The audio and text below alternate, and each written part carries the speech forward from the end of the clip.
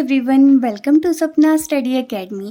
आज हम एनसीईआरटी की एक न्यू सीरीज स्टार्ट करेंगे जिसमें हम एनसीईआरटी क्लास 9th साइंस को कंप्लीट करेंगे। इसमें साइंस के टोटल 12 चैप्टर्स हैं जिन्हें हम बहुत ही इजी वे में अंडरस्टैंड करेंगे। तो चलिए आज स्टार्ट करते हैं हम साइंस का chapter number 1, matter in our surroundings. तो हम अपने चारों ओर जितनी भी चीज़ें देखते हैं, everything in this universe is made up of particles, जिन्हें हम कहते हैं मैटर। तो जो मैटर होता है उसके पास मास भी होता है और साथ ही साथ इसके पास वॉल्यूम भी है। तो हम मैटर को कैसे डिफाइन कर सकते हैं कि मैटर बना होता है पार्टिकल से, इसके पास मास होता है एंड वॉल्यूम होता है। अगर इसके पास मास और वॉल्यूम दोनों है तो ये कुछ ना कुछ स्पेस भी ऑक्यूपाई करता है। अब हम पढ़ेंगे कि जो मैटर है उसका फिजिकल नेचर कैसा है।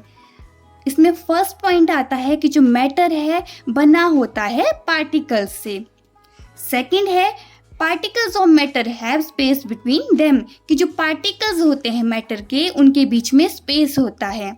अभी आप सोचिए, अगर आपने नींबू पानी बनाना है तो जो नींबू है वो पानी में मिक्स कैसे हो रहा है, क्योंकि नींबू के पार्टिकल्स में भी कुछ स्पेस रहता है, पानी के पार्टिकल्स में भी स्पेस होता है, उसी वजह से ये दोनों आपस में मिक्स होते हैं। थर्ड आता है particles of matter are continuously moving, जितने भी पार्टिकल्स होते हैं वो कंटिन्यूसली मूव करते रहते हैं। अभी मूवमेंट हो रही है तो इट मीन्स कि जो पार्टिकल्स हैं उनके पास क्या है, काइनेटिक एनर्जी है। तो जैसे ही हम टेम्परेचर को राइज करते हैं, पार्टिकल्स जो होते हैं वो जल्दी जल्दी मूव करना स्टार्ट कर देते हैं। अभी सपोज कि आपने पानी में कोई चीज़ मिक्स करनी है, अगर हम उसे हीट कर देंगे पानी को तो क्या होगा, जल्दी से जल्दी वो चीज़ मिक्स हो जाएगी। ये ऐसा क्यों हो रहा है, क्योंकि टेम्परेचर के राइज होने पे पार्टिकल्स जल्दी मूव करेंगे और उस वजह से इंटरमिक्सिंग भी जल्दी होती है। तो ये इंटरमिक्सिंग क्या है, जब दो पार्टिकल्स आपस में मिलते हैं तो उसे हम इंटरमिक्सिंग कहते हैं और इस प्रोसेस को हम कहते हैं डिफ्यूज़न। इसे नया टर्म दी गई है जिसका नाम है डिफ्यूज़न। डिफ्यूज़न भी फास्ट हो जाता है जैसे ही हम टेम्परेचर को इंक्रीज करते हैं। लास्ट प्रॉपर्टी आती है कि जो पार्टिकल्स होते हैं मैटर के एक दूसरे को अट्रैक्ट करते हैं। अगर दो लोग हैं, उन्होंने एक दूसरे का हाथ पकड़ा हुआ है, एकदम जोर से पकड़ा है, अगर हम उन्हें हाथ हटाने की ट्राई करेंगे तो वो इजीली हम उन्हें नहीं हटा सकते हैं, क्योंकि जो पार्टिकल्स होते हैं वो एक दूसरे को अट्रैक्ट करते हैं, उनके बीच में फोर्स ऑफ अट्रैक्शन होती है। स्टेट्स ऑफ मैटर, मैटर को 3 स्टेट्स में क्लासिफाई किया गया है, solid state, liquid state, third है गैसियस स्टेट। सबसे पहले हम सॉलिड स्टेट के बारे में पढ़ लेते हैं। तो जो सॉलिड होते हैं, जितने भी आपने सॉलिड्स देखे हैं जैसे चेयर हो गया, टेबल हो गया, ये सब सॉलिड में आ जाएंगे। तो इनका क्या होगा, फिक्स शेप होती है, वॉल्यूम भी फिक्स रहता है, हम इन्हें कंप्रेस नहीं कर सकते हैं। इनकी ऐसी टेंडेंसी रहती है कि अपनी शेप को मेंटेन करके रखें। अगर इस पे हम एक्सटर्नल कोई फोर्स अप्लाई कर देते हैं तो ये टूट जाता है, लेकिन अपनी शेप को चेंज नहीं करेगा। जितने भी मॉलिक्यूल्स होते हैं सॉलिड में सारे के सारे क्लोजली पैक होते हैं। अभी इनके अंदर क्लोजली पैक होने की वजह से कोई भी मूवमेंट पार्टिकल्स की नहीं होती है। सेकंड स्टेट है लिक्विड स्टेट, जैसे वाटर है, ऑयल है, तो ये एग्जाम्पल है आपके लिक्विड स्टेट के। जितने भी लिक्विड होते हैं उनका कोई भी शेप फिक्स नहीं होता है, लेकिन जो वॉल्यूम है वो फिक्स होता है। आपके पास पानी की बोतल है जिसमें 1 लीटर पानी है आपके पास, तो वो 1 लीटर ही रहेगा, उसका वॉल्यूम चेंज तो नहीं होगा। तो इट मीन्स कि इनका जो शेप है वो फिक्स नहीं होता है, लेकिन वॉल्यूम फिक्स है। इसे हम जिस भी कंटेनर में डालते हैं वो उसी की शेप ले लेता है। अभी हम पानी को ग्लास में डालेंगे तो ये ग्लास की शेप ले लेगा, अगर हम पानी को किसी बोतल में डालेंगे तो ये बोतल की शेप ले लेगा। लिक्विड्स फ्लो कर सकते हैं और अपनी शेप को चेंज कर सकते हैं, इसलिए हम इसे कहते हैं फ्लूइड्स। ओके, ये डिफरेंस याद रखिएगा। जो सॉलिड होते हैं अपनी शेप को चेंज नहीं कर सकते हैं तो उन्हें हम कहते हैं रिजिड, और लिक्विड जो होते हैं फ्लो करते हैं, साथ में अपनी शेप को चेंज कर सकते हैं, तो इन्हें हम कहते हैं फ्लूइड्स। जो पार्टिकल्स होते हैं लिक्विड में वो फ्रीली मूव कर सकते हैं क्योंकि इनके बीच में स्पेस होता है। Third state is gaseous state. जो गैस होती है वो हाईली कंप्रेसिबल होती है।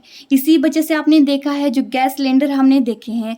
एक और एग्जांपल है जैसे सीएनजी आजकल हम व्हीकल में यूज़ कर रहे हैं, तो वहाँ पे क्या करते हैं, लार्ज अमाउंट ऑफ गैस को हम कंप्रेस करके किसी भी सिलेंडर में रख सकते हैं। पार्टिकल्स होते हैं गैसियस स्टेट में, उनके बीच में बहुत ज़्यादा स्पेस होता है और उनकी जो स्पीड होती है वो भी बहुत ज़्यादा हाई होती है। इसी वजह से अगर कहीं किचन में खाना बन रहा है तो हमें दूर से पता चल जाता है, उसकी खुशबू हमें दूर से ही आना स्टार्ट हो जाती है। वो क्यों होता है? क्योंकि जो फूड अरोमा है हमारे नॉस्ट्रिल तक पहुँच जाता है, क्योंकि जितनी भी गैस होती है उनके बीच के जो पार्टिकल्स होते हैं बहुत ही जल्दी जल्दी मूव करते हैं।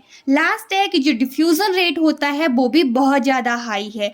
अगर हमने दो गैसेस को आपस में मिलाना है तो वो बहुत जल्दी ही इंटरमिक्स हो सकती हैं। रेट ऑफ डिफ्यूजन जो होता है गैस में सबसे ज़्यादा होगा, आफ्टर देन लिक्विड, और उसके बाद होगा सॉलिड्स में। जो सॉलिड, लिक्विड और गैस हैं सारे के सारे डिफ्यूज हो सकते हैं लिक्विड्स में। इसी वजह से जो एक्वेटिक एनिमल्स होते हैं जो पानी में रहते हैं वो ब्रीथ करते हैं ऑक्सीजन, जो ऑक्सीजन पानी में डिसॉल्व होती है, उसी वजह से वो ब्रीथ कर सकते हैं। वाटर होता है तीनों स्टेट में एग्जिस्ट कर सकता है। अगर सॉलिड की बात करें तो ये आइस फॉर्म में होगा, लिक्विड की बात करें तो ये वाटर फॉर्म में होता है, और गैस में होता है ये वेपर्स की फॉर्म में। का क्या इफेक्ट पड़ता है किसी भी स्टेट पे? तो जैसे ही हम टेम्परेचर को राइज करते हैं जो पार्टिकल की काइनेटिक एनर्जी है वो चेंज हो जाती है, वो भी इंक्रीज होगी। मतलब जो पार्टिकल्स हैं जल्दी जल्दी मूव करना स्टार्ट कर देते हैं।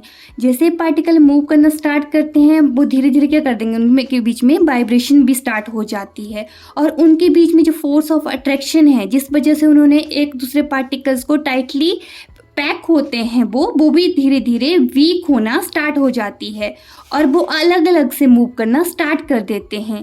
इस वजह से जो सॉलिड होते हैं वो लिक्विड में कन्वर्ट हो जाते हैं, क्योंकि लिक्विड में भी क्या हो जाता है, ज़्यादा स्पेस हो जाता है। तो इसी वजह से जब सॉलिड के पार्टिकल्स में ज़्यादा स्पेस आ जाएगा तो वो किस में कन्वर्ट हो जाएंगे, लिक्विड में कन्वर्ट हो जाएंगे। तो एक ऐसा टेम्परेचर जिसके बीच में जो सॉलिड है मेल्ट होता है लिक्विड पे एट एटमॉस्फेरिक प्रेशर, उसे हम कहते हैं मेल्टिंग पॉइंट। ऑल राइट, और मेल्टिंग पॉइंट जो है आइस का वो है 0 डिग्री सेल्सियस। अगर हम केल्विन की बात करें तो वो ये होता है 273 केल्विन। मीन्स जैसे हमारे पास आइस है वो सॉलिड फॉर्म में है तो वो मेल्ट होना कब स्टार्ट करती है, 0 डिग्री सेल्सियस पे। और अगर हम बॉइलिंग पॉइंट की बात करें तो ऐसा टेम्परेचर जिस पे ऊपर कोई भी लिक्विड स्टार्ट करता है बॉइलिंग, तो उसे हम कहते हैं बॉइलिंग पॉइंट। और वाटर कब बॉइलिंग स्टार्ट कर देता है, 100 डिग्री सेल्सियस पे। और या फिर हम इसे क्या कर सकते हैं, 373 के। अभी 373 कैसे आया, जैसे मेल्टिंग पॉइंट कितना था, 273 था, यहाँ पे 100 डिग्री आ गया तो 100 क्या कर दिया हमने, इसमें प्लस कर दिया। किस तरह से इफेक्ट होती है, जैसे सॉलिड है अगर उसे हम हीट करते हैं, ज़्यादा टेम्परेचर इंक्रीज करेंगे तो वो लिक्विड में कन्वर्ट हो जाएगा। अगर लिक्विड को अगर हम दोबारा से ज़्यादा हीट करते हैं तो वो गैस में कन्वर्ट हो जाता है। अगर वही गैस उसे हम थोड़ा सा टेम्परेचर उसका डिक्रीज कर देते हैं तो वो लिक्विड में आ जाता है। और जो लिक्विड को अगर दोबारा से हम थोड़ा सा उसका टेम्परेचर डिक्रीज कर देंगे तो वो सॉलिड स्टेट में आ सकता है। इससे हमें पता चलता है कि जो टेम्परेचर है किसी भी मैटर की स्टेट को चेंज कर सकता है। इन आता है प्रेशर, कि प्रेशर किस तरह से किसी भी स्टेट को चेंज करता है। अभी आप लोगों ने देखा है कि जैसे हम बहुत ज़्यादा प्रेशर अप्लाई कर देते हैं तो जो गैस है लिक्विड फॉर्म में आ जाती है। जैसे आपने सिलेंडर देखे हैं, CO2 सिलेंडर देखे हैं, ऑक्सीजन सिलेंडर देखे हैं, तो उसमें गैस हमें किस फॉर्म में मिलती है, लिक्विड फॉर्म में मिलती है। इस वजह से जो सॉलिड CO2 है जिसे हम ड्राई आइस कहते हैं, तो इसे जब हम ज़्यादा कंप्रेस करते हैं तो ये डायरेक्टली कन्वर्ट हो जाती है गैस में। जैसे हम इसका प्रेशर डिक्रीज करेंगे डायरेक्टली क्या हो जाएगी, गैस बन जाती है। इस वजह से हम इसे ड्राई आइस के नाम से जानते हैं। इसे आप यहाँ पे देखेंगे जब सॉलिड कन्वर्ट हो रहा है लिक्विड में तो उसे हम कहते हैं फ्यूजन। ऑल राइट, अगर लिक्विड सॉलिड में आए तो उसे हम कहते हैं सॉलिडिफिकेशन। ठीक है, अगर सॉलिड में कन्वर्ट हो गया मतलब क्या हो गया, सॉलिड बन गया, ये सॉलिडिफिकेशन इसका हो गया। अगर जो लिक्विड है कन्वर्ट हो रहा है गैस में तो उसे हम कहते हैं वेपराइजेशन, क्योंकि लिक्विड से वेपर्स ही बनते हैं। अगर जो गैस है वो लिक्विड में कन्वर्ट हो रही है मतलब कंडेंस हो रही है तो उसे हम कहते हैं कंडेंसेशन। अगर जो सॉलिड है डायरेक्टली आपका गैस में कन्वर्ट हो जाता है लिक्विड में ना जाके सीधा गैस बन जाएगा, तो इसे हम कहते हैं सब्लिमेशन। ये ध्यान से देखिएगा, यहाँ से हर बार आपका क्वेश्चन आता है।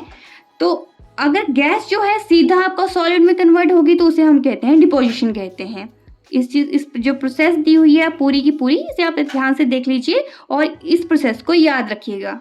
आपको कोई कंफ्यूजन ना हो, इसी वजह से मैं आपको कहती हूँ कि नोट साथ साथ में बनाते रहिए ताकि आप दोबारा से रिवीजन करें तो आपके लिए वो बहुत ही इजी हो। आगे हम पढ़ लेते हैं इवेपोरेशन। इवेपोरेशन क्या होती है? जैसे आपने देखा है, अगर हमने अपने कपड़े सुखाने हैं तो हम क्या कर देते हैं, उन्हें बाहर अच्छे से स्प्रेड करके डाल देते हैं।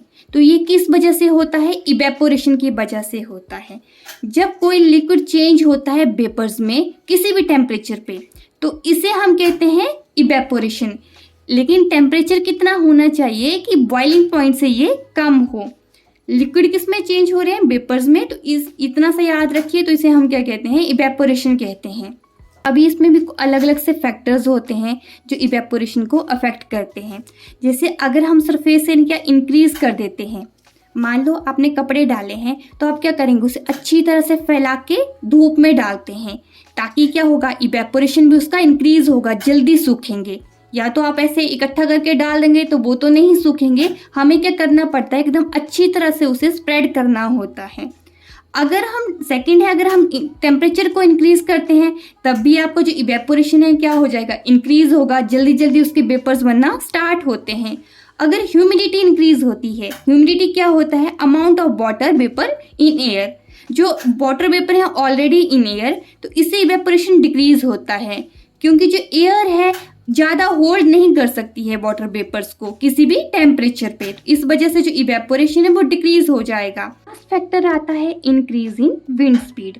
इसे आप ऐसे समझिए, जैसे आपने कपड़े हवा में रखे हुए हैं तो क्या होगा, तब भी वो सूख जाते हैं। वो क्यों सूखते हैं? क्योंकि हवा की स्पीड की वजह से जो वेपर्स होते हैं किसी भी स्पीड पे वो दूर हो जाते हैं। इस चैप्टर का लास्ट टॉपिक है इवेपोरेशन कॉज कूलिंग, कि इवेपोरेशन की वजह से भी हमें थोड़ा ठंडक महसूस होती है। आप एक्टिविटी भी कर सकते हैं। आपने एसीटोन लेना है। एसीटोन क्या हो जाता है, जो नेल पेंट रिमूवर होता है, आपने अपनी हथेली पे डालना है। जैसे आप हथेली पे डालेंगे तो आप क्या फील करेंगे, एकदम थोड़ा सी ठंडक महसूस करेंगे। ये किस वजह से हो रहा है? क्योंकि जो पार्टिकल्स होते हैं वो एनर्जी गेन कर लेते हैं फ्रॉम आवर पाम या फिर सराउंडिंग से। उस वजह से क्या होगा, धीरे धीरे इवेपोरेशन स्टार्ट हो जाएगी और हमारी हथेली थोड़ी थोड़ी ठंडक महसूस करती है। फिर हम क्या करते हैं, गर्मियों के दिनों में अपनी छतों पे वाटर स्प्रिंकल करते हैं, उस वजह से भी इवेपोरेशन की वजह से हमें ठंडक मिलती है। मोस्ट इम्पॉर्टेंट क्वेश्चन आपका आता है कि हम गर्मियों में कॉटन क्लोथ्स पहनना क्यों प्रेफर करते हैं। जैसा कि आप लोगों को पता है, गर्मियों में पसीने बहुत पड़ते हैं, उस वजह से जितने भी पार्टिकल्स होते हैं लिक्विड के, वो हमारी बॉडी से एनर्जी को गेन करते हैं, वो उसे कन्वर्ट कर देते हैं वेपर्स में। जो कॉटन होता है बहुत ही अच्छा एब्जॉर्बर होता है, इस वजह से इवेपोरेशन में उन्हें हेल्प मिलती है। तो इस वजह से हम कॉटन क्लोथ्स को पहनना प्रेफर करते हैं।